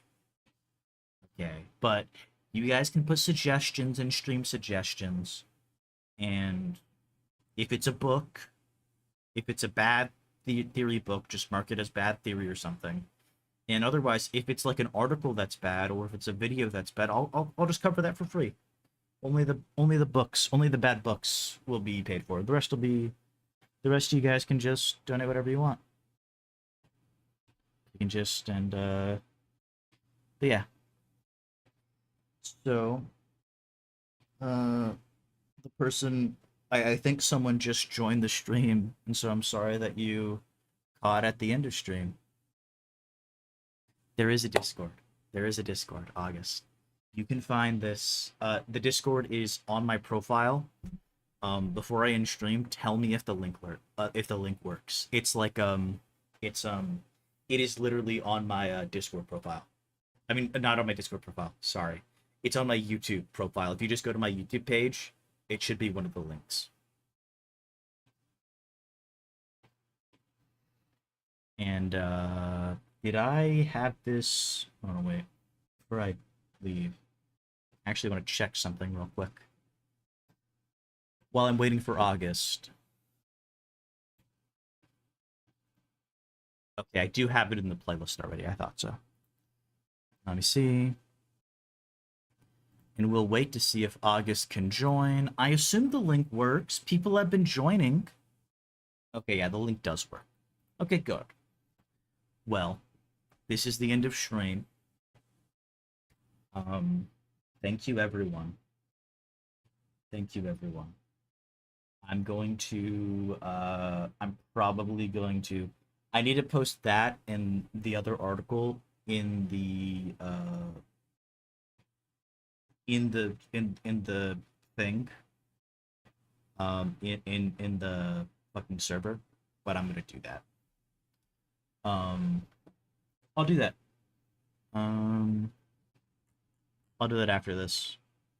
But anyways, see you all. Have a good rest of your day. I will be on with Sirius later, and I'll add everyone we're doing it. We're covering Factish Gods. We're covering the part 2 of the first chapter. Which part 2, mwah, it's where Elizabeth Claveri shows up. It's very beautiful. You guys should come see it. Elizabeth Claveri won't come up for a little bit in it. But, you should still join.